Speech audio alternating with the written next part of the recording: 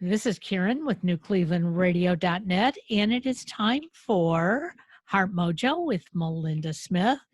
And you've been on a real journey for the last week, Melinda. Oh, I have, Karen. Thank you. Been a little challenging. Isn't that what this show is about? Getting through life's challenges. It is. It is, and it seems like the last week or so, we're not getting rid of the COVID challenge, which is there for everybody, but there's been a lot of interesting personal challenges for me.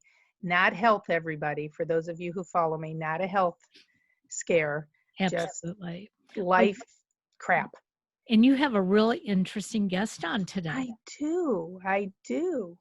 So, first of all, Allison, it's Allison Schley. Did I say that right? Oh, look at me.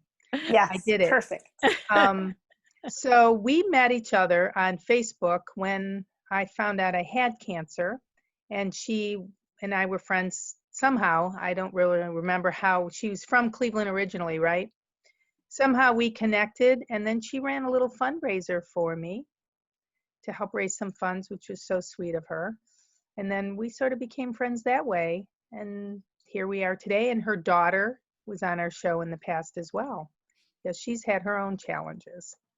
So, Alli, unmute yourself and talk to me a little bit about you and your life and why.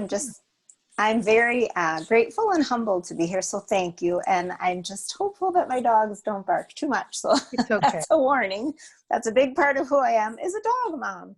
But I'm from Beechwood, Ohio, and I went to college in Madison and never looked back. So I've been all over the country following my husband, and this is where he's from, in the Milwaukee area of Wisconsin. So that's where I live. I was an empty nester for a while, but my daughter just graduated from college, and she's back home because, as everything else is, #COVID, finding a job right now is hard. So she's here. So it's kind of nice to not be an empty nester again. Mm-hmm. But when I grew up in Beechwood, way back when, that's when kids were bused to schools if they had disabilities. So our school had the kids with hearing loss.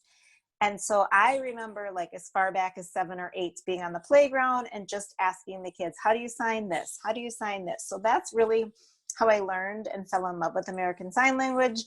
I've maybe taken one class in my entire life, but I just grew up just with a passion for the language, and became a deaf and hard of hearing teacher over about 26 years ago. So that has just fueled my passion to help people.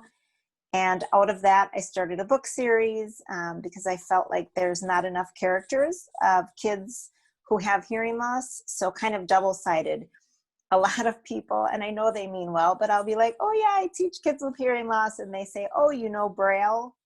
Well, no, that would be for people who can't see. Yeah. And I know it's just like that uncomfortable. They want to say something nice, Right. But so I thought, let's do a little education. So I put some stuff about hearing loss and deafness in the books, and a little signing for kids and families to learn about. And then also for my students and other kids with hearing loss to realize that they're cool. They just have a hearing loss. Right. So I wanted to have characters that they could relate with.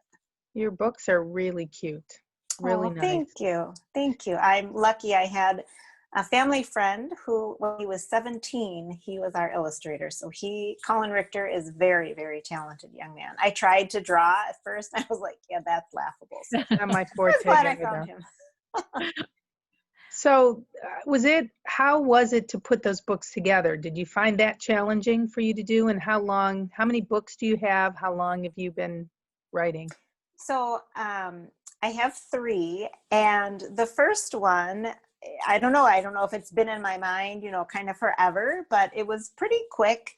So I had a dog whom I loved, and he didn't have a hearing loss, but we only had him for a year. He had a lot of health issues, and I just knew I had to have a book about him. So he's Dexter in the book.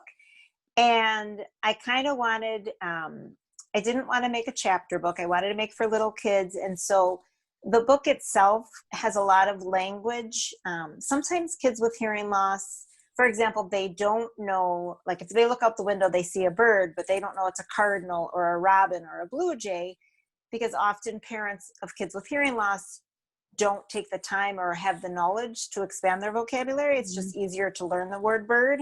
So I really wanted to be specific with my vocabulary. So some of that was a little more time consuming because I didn't want it to be too much and I didn't want it to be too little, if that makes sense. No.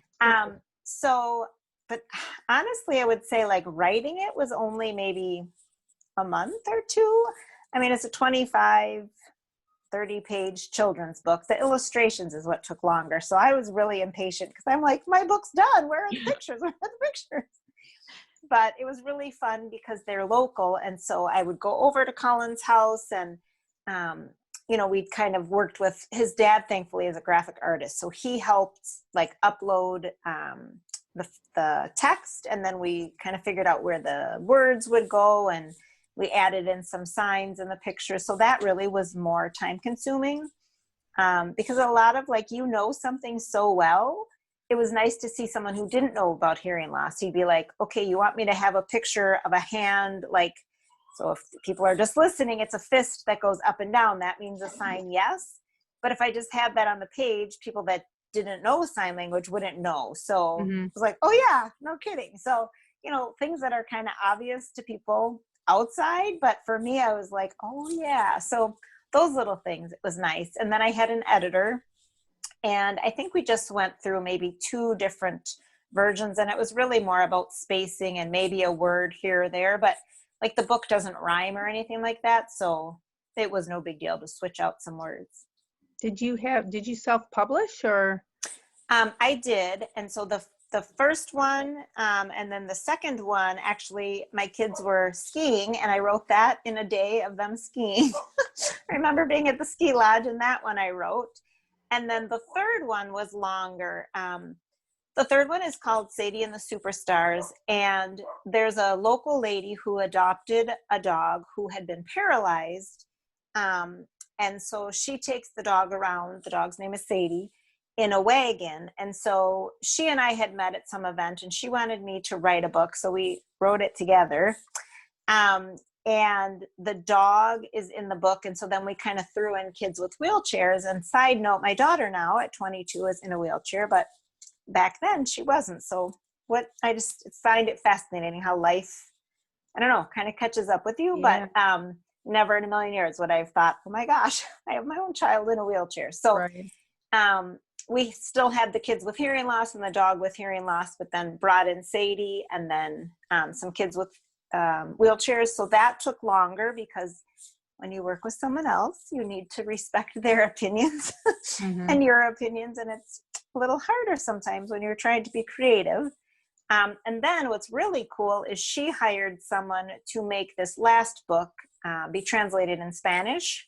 So I would like to go back and do the other books in Spanish as well. But so that took a little longer.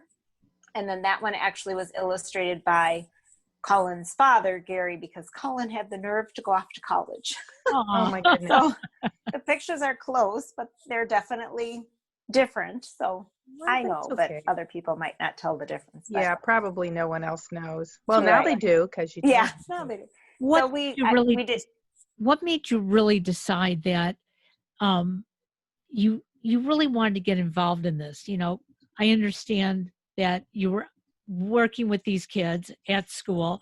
You saw their disability or different ability, so to speak. But a lot of times we just don't get involved in these things. We think, you know, they belong over here and they're going to learn their way. And we sort of ignore each other. So what was it about you that said, hey, this is something important? So that's a really good question. It's hard to talk about my childhood because I respect my parents. My mom's passed away, but my dad is still living and a very well-known man in the Cleveland community. So, I mean, I didn't have a bad upbringing at all. I was very blessed. I was in Beechwood. I had a nice home. But I definitely found a lot of love and attention at school. And so like my whole life, I knew I was going to be a teacher. I was very creative. I always wrote children's books too as a kid, like just, I have stacks and stacks and stacks. But I don't know, these kids were cool. And I think that Beechwood did a really nice job. I think other schools, even nowadays, and it's the year 2020, they're over there, right? Like Dr. Bain was my history teacher, and we had kids mainstreamed with us, and I like, it wasn't anything. There was an interpreter in there, and it was just kind of part of how it was. And I just really give them a lot of credit because it was so long ago. I was in a school a couple of years ago, and they are a school who house kids with hearing loss. And the big push from the federal government for a while was to push everybody in the class. And there was so much backlash. And I was like, dude, it's 20, whatever. Like, this is ridiculous. Yeah. So it's interesting that you ask, because I guess I never thought I would do anything else. For a time, I thought I would work with kids with hearing loss as a lawyer, but that sounded like a lot of school. So I just knew I wanted to be a teacher. And I love American Sign Language. And I have no opinion. I think kids who sign are amazing. I think kids who use cochlear implants and talk are amazing. I think kids who are combo platter, but nowadays I don't have any kids who sign, and so I miss it. So I just think it's a beautiful language. We, Orange also has an inclusive program. So no matter what an individual's disability is, they are included with they have some of their own classes, but they also are included in regular classes. I think that's so important for kids to understand the diversity in everybody. Understand it's just maybe a different way of learning. It's not necessarily a disability. It's a different way of learning. Yeah. So we do that too. So I'm glad that Beechwood did that a long time ago. I didn't grow up on this side of town. Orange is near Beechwood. Yeah. But we were pretty inclusive where I grew up as well. So I hope that schools will continue to do that. I know right now it's really difficult with COVID to be able to accommodate everybody. Yeah, I think the federal law has been pushing to real inclusivity, and I hate political and laws and rules talk, but there are, like, I totally agree, there's a need to have kids intermingle. But especially kids with hearing loss, there's also a time, like, if I want to teach you a skill, we need to be out in a quiet room. You know, me trying to whisper to you is not always the most easiest thing to do. So there's kind of a flexibility. So, but yeah, it's hard right now being a teacher. It's hard being a teacher with kids with special needs, for sure. Yeah, I mean, I can't imagine doing that through Zoom. So, I work one-on-one. There's different models. So I teach in Milwaukee Public Schools. So it's massive, like the Cleveland Public Schools, an inner city, urban city school district. So we have 2 sites. Well, we have 2 elementary sites, 2 middle school sites, and 2 high school sites for the signing kids or the oral or spoken language kids.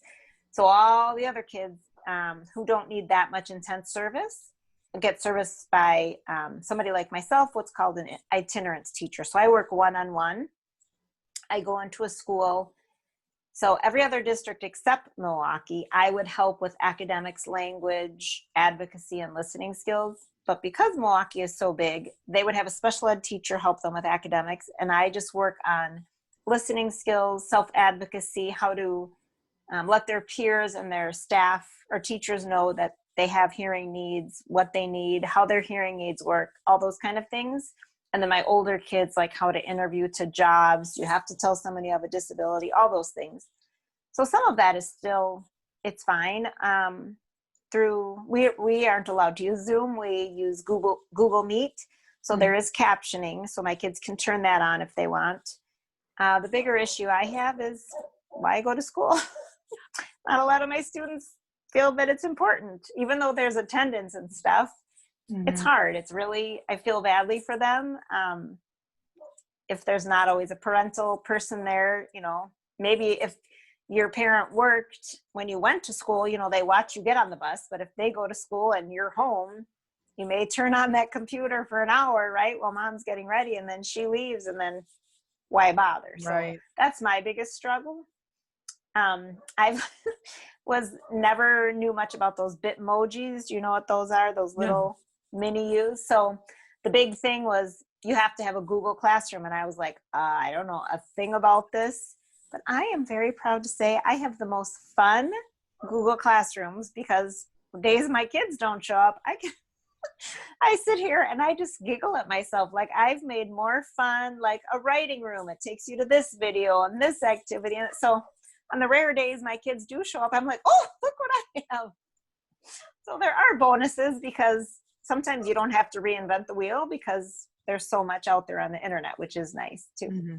Well, Sorry, I keep looking away, but I have a cat who's getting into everything all of a sudden, like knocking things over, jumping on top of things, and I don't know what's up with him. It's not normally, I don't normally get distracted, so I apologize. No, that's okay. Well, I find it very enheartening that you're doing this because I experienced hearing loss about 8 years ago. I mean, almost overnight. They found a tumor in my left ear. They went and took it out. With that, they had to redo the ear canal, so that really meant no hearing. And then the doctor accidentally looked in the right ear, thought he had to do the same thing. So, I started wearing hearing aids in my mid-50s, but I worked in a very young environment, and people didn't know how to accept that. It was like you could hear a month ago, you can't hear now. And by the way, if you're losing your hearing, you must be getting old. And when I would show them the documentation of how many young people are born without any hearing or lose their hearing from illness, they'd look at me like I was crazy. But it seems like there is a good portion of our society of young children who have hearing issues. Well, first, I don't know, sad isn't really the right word, but I'm heartfelt that you had to go through that because I don't want to pity anyone, but it was a troubling time. But I'm proud of you that you did get hearing aids because that is, it's a visual stigma, and it's so funny because so now we have earbuds with strings again. But you remember when those people had Bluetooth? Yes. So I'd always be like, oh, there's someone with a hearing aid, and they're like, it's all the time. Yeah, but like. That's cool, but a hearing aid isn't. Like there's so much stigma. Like my students, and you probably could get this if you have an ear mold, just side note, you can get fun colors and sparkles and glitters. So it's fun. But actually, so this is a 10% disability. So less than or around 10% of the population have hearing loss. But 90% of children with hearing loss are born into families whose parents are hearing. So that can cause issues on deciding what language to use, communication, all those things, what kind of devices, no device, all those things. So it's one of those things, though, I don't know if you're familiar with the reticular activation system, the RES or RAS. I'm into manifesting and all this woo-woo stuff, but you'll be familiar with this. I promise I'll circle back to hearing loss. If you go to the store and you find this beautiful yellow car that you want so badly, a yellow Jeep, and you start driving on the street, you're going to start noticing all the yellow Jeeps. You didn't make them magically appear, but our brain, there is so much going on right now. Like if I stop and listen, I'll hear the buzzing of my lights. I'll hear the birds outside that I didn't notice before.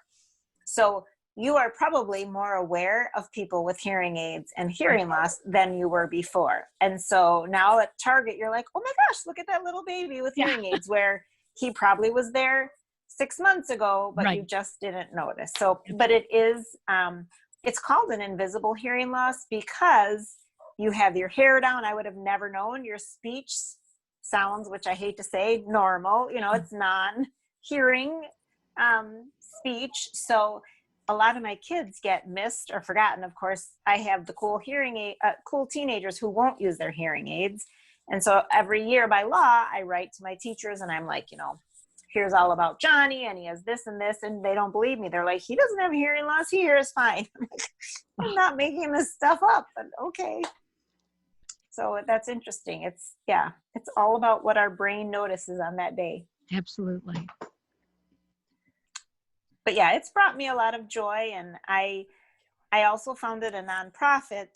I think it was in 2012.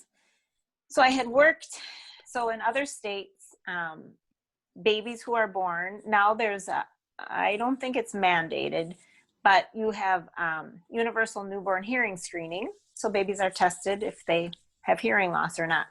So from 0 to 21, a lot of school districts cover those kids or any special needs for little babies. But in Wisconsin, it's called the Birth to 3 program. And then 3 years old and up, you can be in the school district. So I had worked for a year in a Birth to 3 system, and there was a lot of political, unrest within the the society, and I decided to leave. And so I was full-time teaching, but there were a lot of families who reached out to me, and a lot of them used American Sign Language and wanted something to do with their family. So maybe the parents were deaf and then the babies were deaf. So it's interesting because you may think, well, they're deaf, their kids are deaf, but maybe the grown-up was deaf but didn't use a hearing aid, but the baby could use a hearing aid. So these parents wanted to learn just like anybody else. So I started a nonprofit called Communication Connections with a board, and it was like a monthly fun get-together. We say that kids learn through play, so it was like playtime, reading, that kind of stuff. Interesting. Well, I was told by my doctor that even though I will say I do not read lips, he's told me I do. And I realized yesterday I was out working and obviously wearing a mask. Everybody else was wearing a mask.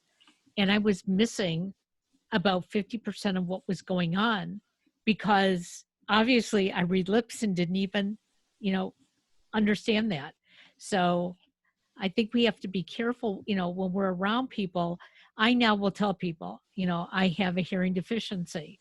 And so if you're wearing a mask, you may have to talk a little bit louder. If you don't want to talk louder, then maybe we're just not going to have a conversation. Good for you. Yeah, advocacy is huge. And hearing loss lip reading, because you grew up with hearing, you're able to fill in the blanks. So you've heard a word, it's stored in your brain. And if you didn't hear it, but you see the lip movement, you can fill it in. Kids who have hearing loss from birth or, 6 months, if they had a fever, they only get about 20% of what we lip read because a lot of things look the same on the mouth and they have no context. But for someone like you, it can be very powerful. And yeah, so these masks, there's a lot of us that are asking for with the clear coverings, things like that. But that's so important that you advocate. That's good, because a lot of people don't, or they just say, and they keep walking because it's a lot of work to ask for repetition. So good for you.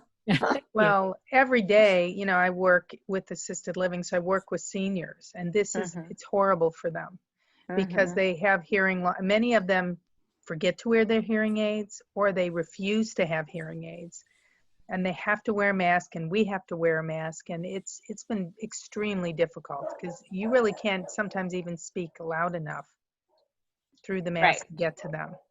Right, So like before all this. Yeah. Before all this, right. But with you're this, screaming it's even worse. Now. Yeah.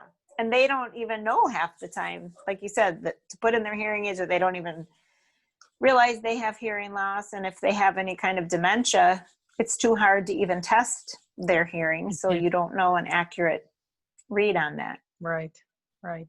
Yeah, it's a big challenge that we go through every day for them.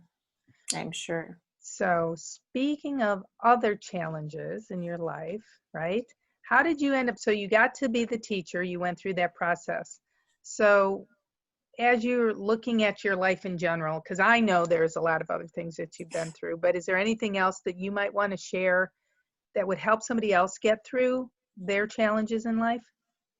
Yeah, I think it's hard, to always be happy. And people often say, wow, you're so positive and you're so peppy and, are you real? And I used to get annoyed, but now I'm like, well, thank you. I don't know, but it's taken time. Life is about mindset. And I had some hard times growing up that I'm not going to share. And, I had insecurities and whatever, but as an adult, I've really learned that sometimes, whether or not you believe God, the universe, whatever, puts things in your life, I believe that there's always a lesson. So my mom suffered with Alzheimer's for about 8 years that we knew of.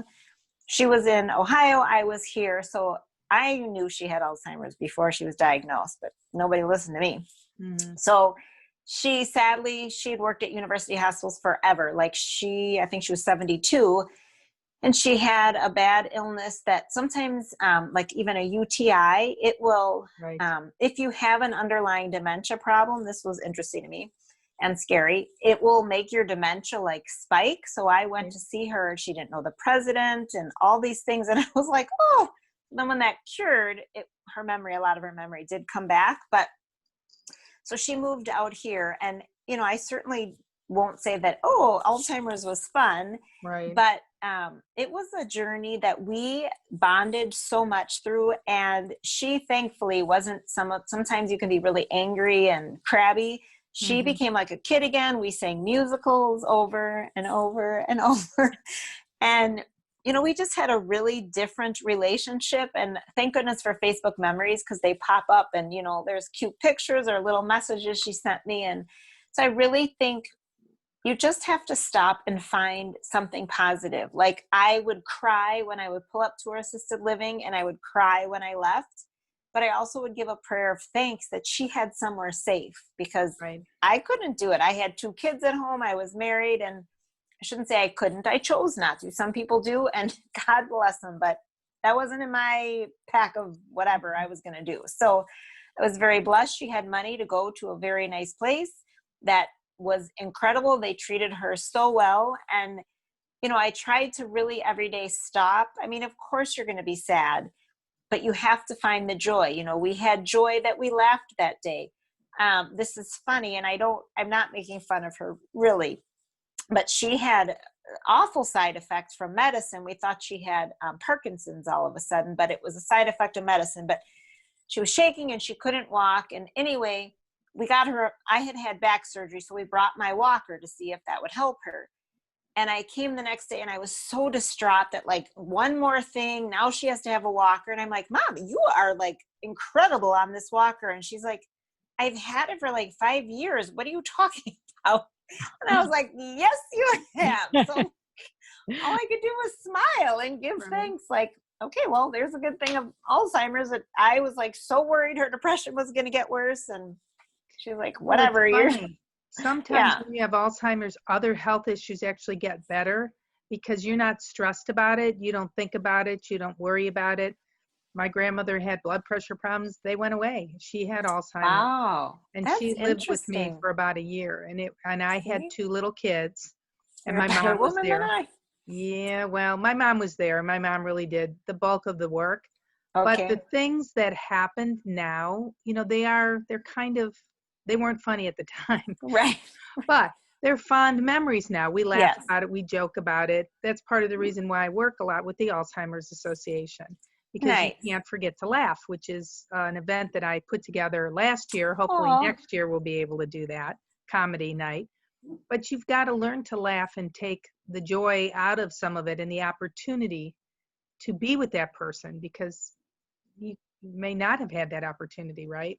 Exactly. And that's, everybody knows the saying, like, tomorrow could be our last day and all that, but you hear it, but when it hits you, you're like, oh, dude, that's like, we're not kidding. Like, I've talked to the doctors, I've talked to God, I've talked to anyone who listens that I will not be getting Alzheimer's, but now there's COVID. Like, you just don't know. Right. And, like you guys interviewed my daughter, Jem, she and my son have Ehlers-Danlos syndrome, which is a chronic illness that apparently they've had from birth, but who knew? It showed its horrible head when they were in their like 1920s.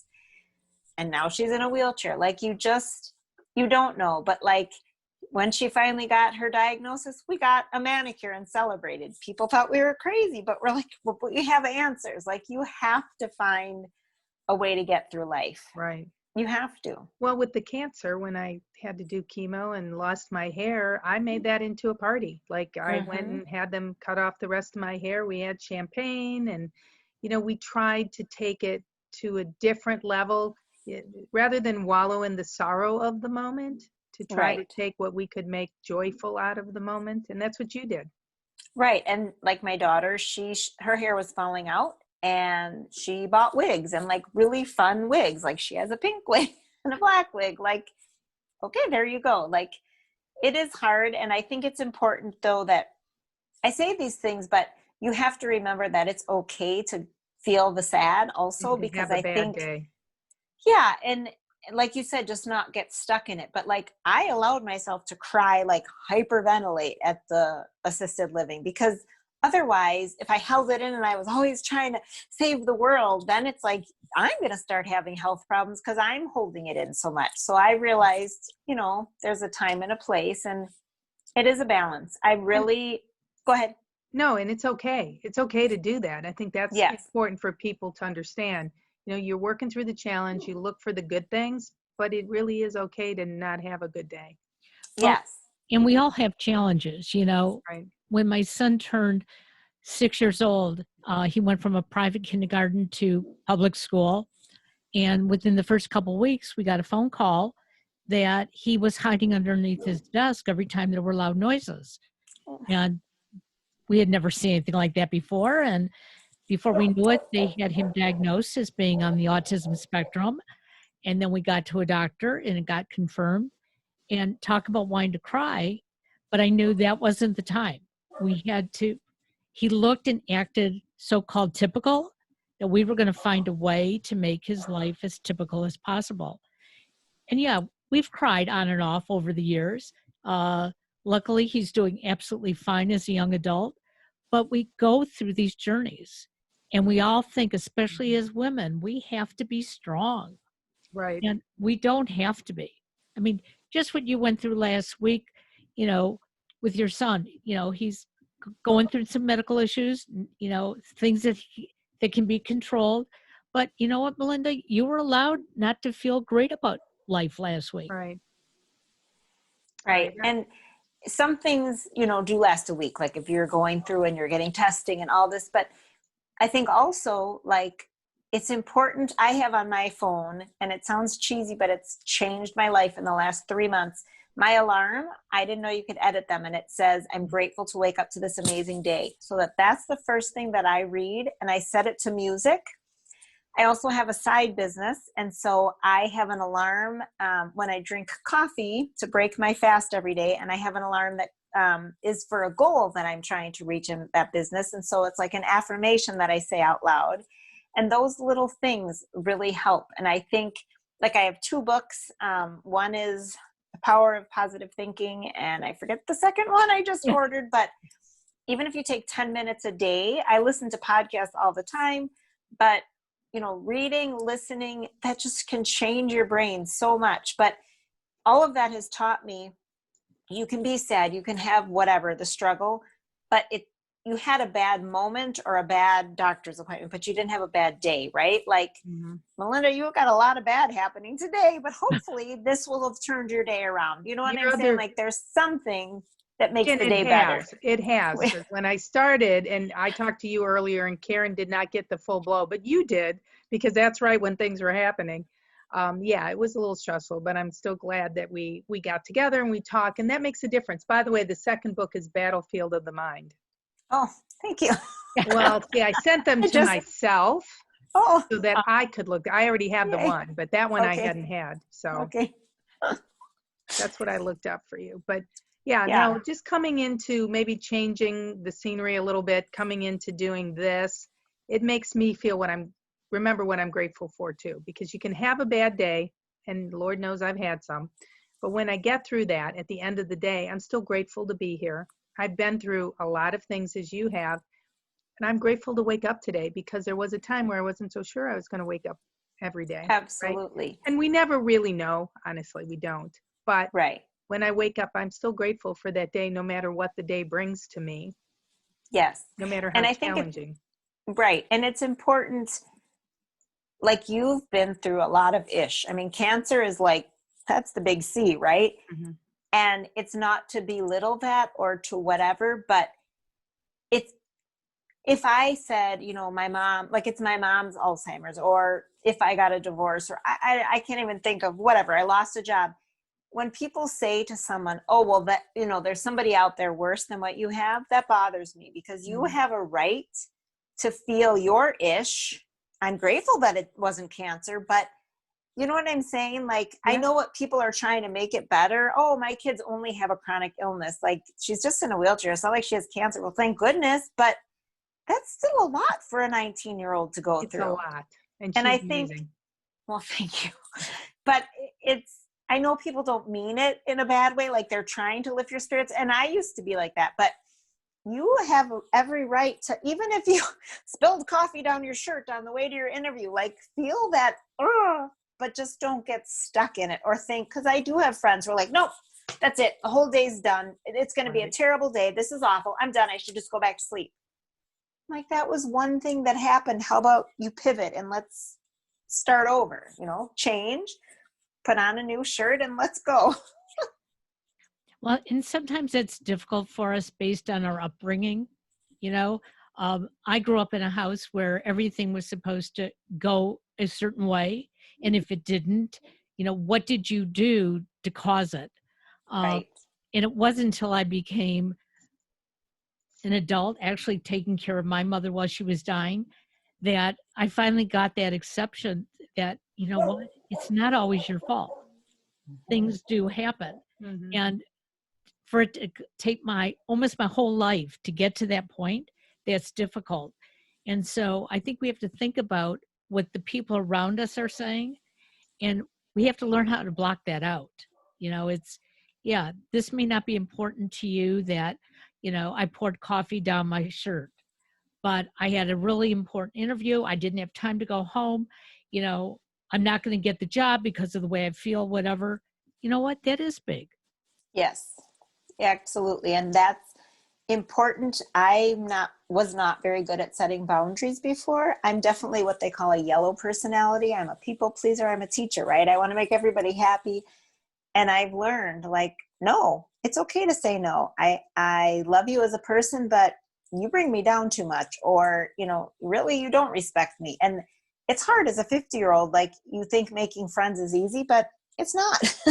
There, you have to set boundaries, and it's okay. Like, I have few friends in person here because a lot of people, as my kids grew, their kids were bullying my kids, and their parents didn't see it that way. And I was like, okay, I don't want to hang out with you. Like, I'd rather be around people who treat me and my family with respect. So Absolutely. it's learned, though. Like you said, it's how you're raised is very important to who you are. So Absolutely. hope my kids do better than I and learn it much earlier than 50.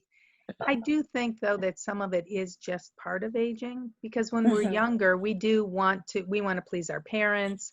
We want to please our friends. So we have friends. Yes. I think some of this is a process of aging where you just get to a point. Some people learn it early. There are exceptions, but I do think that age is a main factor in understanding what you value and what you don't value, what's important to have in your life, what isn't important to have in your life. Oh, absolutely. And like you said, the experiences we go through, especially if a parent's passing away. Like, when my mom died, she had a condo in Mayfield Heights. It was not very big, but I was the one that all by myself had to go and dig through stuff and decide what was getting donated and what was selling. And I came home, I'm like, we are getting rid of everything. I'm doing that right now. Going through our stuff. That was horrible. Ooh, we lost your picture. There you are. I know. My battery's going. Well, we may have to wrap this up soon. That might be it. It's a clue, right? The battery's going. We got to go. Well, I am very pleased that you came on today. Thank you. I appreciate it. Thank you so much. I really am honored. I'm honored to have you on. It's so funny how we ended up becoming friends, and then Here we are today. How can someone get your book if they want to get that out to someone? I would love that.